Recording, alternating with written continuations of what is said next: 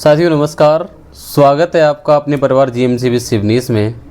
और आज तारीख 4 जून है और 8 जून की फर्स्ट और सेकेंड शिफ्ट के एडमिट कार्ड रिलीज़ हो चुके हैं। आशा है सभी लोगों ने डाउनलोड कर लिए होंगे जिनका 8 तारीख को एग्ज़ाम होगा। अगर डाउनलोड नहीं कर पाए हैं तो अपने टेलीग्राम चैनल की लिंक है, वहाँ पर भी मैंने लिंक डाल रखी है। एडमिट कार्ड वहाँ से डाउनलोड कर लो, अदरवाइज़ बहुत सारे सोर्स होते हैं, वहाँ से आप डाउनलोड कर लोगे, बहुत बड़ी बात नहीं है।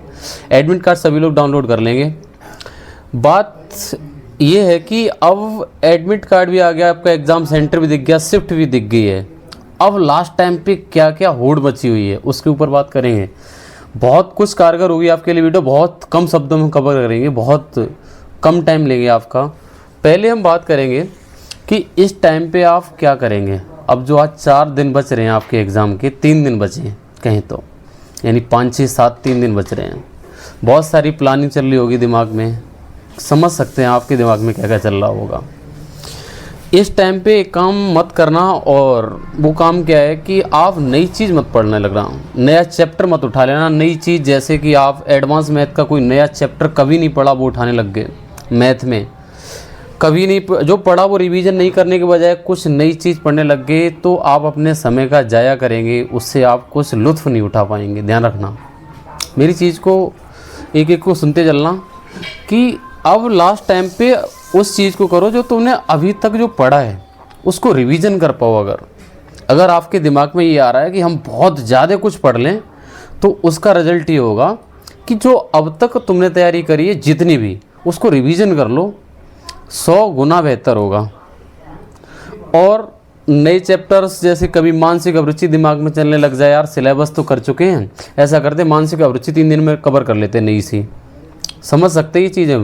ये पुलिसिंग के क्वेश्चन कवर कर लेते हैं, कोई नई किताब आ गई, कोई पीडीएफ मिल गई, कोई वीडियो मिल गई, उसके चक्कर में ना पड़ें आप। अब पेपर में अगर नया पढ़ोगे भी तो पेपर के टाइम वो चीज़ें स्लिप हो जाएंगी। अगर नया पढ़ोगे भी, आप नया पढ़ोगे, पुराना वाला जो आपका रिवीजन नहीं होगा उससे आपका कॉन्फिडेंस डाउन होगा।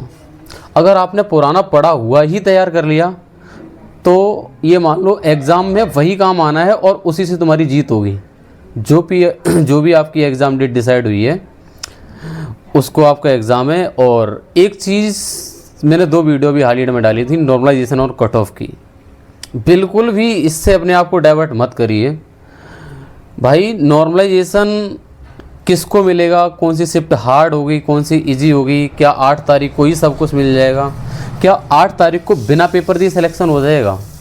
कुछ लोगों के मैंने कमेंट देखे, मैं देख रहा था कि कुछ लोग आवेश में बहुत कुछ बोल रहे थे। हम समझ सकते इस टाइम पे कितने इमोशंस होते हैं एग्ज़ाम को लेके, आपकी लाइफ का सवाल जुड़ा हुआ है तो इमोशंस में लोग बोल जाते हैं बहुत कुछ, लेकिन हम उसको स्माइल के साथ एक्सेप्ट करते, यार चलो बच्चे आवेश में बोल गए होंगे, लेकिन हम बुरा नहीं मानते उस चीज़ को।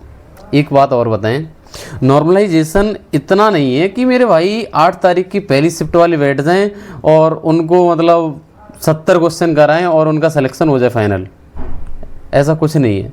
जिसने मेहनत करी है ना, मेहनत कभी ख़राब नहीं जा सकती है। और मेहनत अगर आपने पिछले महीनों में तैयारी करी है अच्छे से तो 10 की लास्ट शिफ्ट में पड़ जाए चाहे 8 की पहली शिफ्ट में पड़ जाए, आपके सिलेक्शन को कोई दुनिया की ताकत रोक नहीं सकती है। और एक चीज़ पे और बात करूँगा, अगर आपके दिमाग में ये चल रहा है कि अब मॉक टेस्ट से हम स्पीड बना लें, टाइम मैनेजमेंट जैसी चीज़ें सीख लें, तो इस चीज़ पे थोड़ा सा बैक फुट पे आ जाइए। अब मॉक टेस्ट से ना तो आपका स्कोर पे ध्यान भी मत दीजिए। मॉक टेस्ट से अगर ये सोच रहे हो कि मॉक टेस्ट में ये स्कोर इवेल्यूएट कर लें अपने आप को कि हाँ इतने आ गए इस बार मॉक टेस्ट में तो सिलेक्शन हो जाएगा, और इतने कम आ गए तो इसका नंबर घट गए, उस चीज़ को आप लेके बैठ गए। मॉक टेस्ट को इस बात को लेके ही बिल्कुल माइंड में टेंशन नहीं लेनी है कि मेरे मार्क्स इस बार कम आए। अगर लगा भी रहे हो ना मॉक टेस्ट तो सिर्फ इसलिए लगाओ कि वहाँ से हमें एक मिक्स क्वेश्चन का सेक्शन मिल जाएगा, चाहे हिंदी की हो, चाहे जीएस का हो, चाहे मैथ रीजनिंग का हो, सिर्फ इसलिए लगाओ। और अब इसलिए मत लगाओ कि हम वहाँ से स्पीड बना लेंगे, टाइम मैनेजमेंट सीख लेंगे। समझ रहे मेरी बात को। अगर आपका मॉक टेस्ट लगाने का मन नहीं कर रहा है ना अब लास्ट के 3 दिनों में तो मत लगाना। लास्ट के 3 दिनों में अगर आपके मन में ये चल रहा है कि हमने जितना पढ़ा है उसका रिवीजन कर लें, दैट विल बी बेटर। बहुत ज़्यादा बेहतर है कि कि मॉक टेस्ट लगाने से अच्छा आपका दिमाग ये कह रहा है कि हम पूरी रिवीजन कर लेंगे अभी तक जितना पढ़ा है, चाहे हिंदी की बात करें, चाहे मैथ रीजनिंग की बात करें, चाहे जीएस में जितना पढ़ा है। अगर आपके अंदर ये क्षमता है कि पुराना पढ़ा हुआ हम रिवीजन कर लेंगे और हम नया नहीं पढ़ेंगे, तो ये सबसे अच्छी रणनीति है आपके एग्ज़ाम की। और अगर आप खाली बैठेंगे तो डर लगेगा, बार बार सोचेंगे एग्ज़ाम में पता नहीं क्या होगा, अच्छा होगा ख़राब होगा। भाई एग्ज़ाम हो तो नहीं गया अभी आपकी लड़ाई बाकी है मेरे भाई। तो अभी तो मेन जो होना है वो तो अभी तारीख आई नहीं है, समझ रहे हो। और एक चीज़ पे बात करूँगा, जो आपके कुछ गुरुजी मैराथन लेके आ रहे हैं, मैराथन से बहुत दूरी बना लीजिए जितनी हो सके। मैराथन देखनी नहीं है मेरे भाई। मैराथन में आपके गुरुजी जो 4 घंटे में कराएंगे ना, वो आप 1 घंटे में पढ़ के तैयार कर देंगे, चाहे किसी भी विषय की बात कर लो। इस टाइम पे जो आपके दोस्त आपसे स्कोर अगर कंपेयर करें तो अपना स्कोर नहीं बताना है कितना आ रहा था और कितना आ रहा है अगर मॉक टेस्ट लगा रहे हो। और बार बार उनसे ये एग्ज़ाम डेट मेरे हिसाब से बताते ही ना उनको। अपनी एग्ज़ाम डेट 10 तारीख बता दे सीधी, अगर 8 को है, समझना मेरी बात को। आपका 8 तारीख को तसल्ली से पेपर हो जाता। अब क्या होगा कि पेपर वाले दिन अगर आपने बता दिया, हाँ पेपर, तुरंत ही आपकी कॉल आएगी, आप आंसर की नहीं मिला पाओगे। अगर आपने दोस्त को बता दिया कि 8 को पेपर है या 9 को पेपर है, पेपर ख़त्म होते ही आप आंसर की नहीं मिला पाओगे, तब तक उसकी कॉल आ जाएगी जिसने कभी खबर नहीं ली तुम्हारी, या तुम्हारे रिश्तेदार या तुम्हारे पड़ोसी जो कभी खबर नहीं लेते थे, उनकी भी कॉल आएगी कैसा पेपर हुआ। वो सिर्फ एक रिप्लाई जानेंगे कि आपका रिप्लाई अच्छा आता, खुश होकर देते हो तब तो अच्छा हो गया, तो ऊपर के मन से तो खुश हो जाएंगे, लेकिन अंदर ही अंदर समझ रहे होगे। तो इसलिए हम बता रहे कि अपनी एग्ज़ाम डेट ही ना बताते, एग्ज़ाम हो जाता, आंसर की मिल जाती, कहते हमारा 10 तारीख को पेपर था, अगर हो गया तो बता दिया तो कोई बात नहीं। ज़्यादा इसको कुछ चर्चा का विषय ना बनाए कि मेरा 8 तारीख को, मेरा 9 को है। शांति से पेपर दो, किसी से ज़्यादा पूछो भी मत तुम्हारा पेपर कब है। और इससे होता है क्या, डर लगने लग जाता है। दूसरा कुछ ऐसा कुछ बता दिया कि मेरा ये तैयारी, ये ज़्यादा तैयार कर चुका हूँ, उससे ही डर बैठ गया। ये चीज़ें डर बैठाने वाली होती हैं और आपके अंदर कॉन्फिडेंस डाउन करती हैं ये चीज़ें। मेरी बात को समझते हुए शायद समझ पा रहे होंगे सभी लोग। और बाकी और कुछ अगर हमें बात करनी है तो कट ऑफ पे बिल्कुल ध्यान मत दो।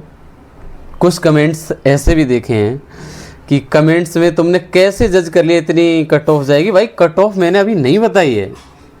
वो बहुत सारे कमेंट्स आए थे कि बता दो कट ऑफ बता। मैंने ये बताया था कि 60,244 जैसा बेस सेम पेपर आया तो कट ऑफ यहीं कहीं पे दिखाई देगी मेरे भाई। 60,000 के ऊपर की क्रीम निकल चुकी है जो ट्रेनिंग कर चुकी है।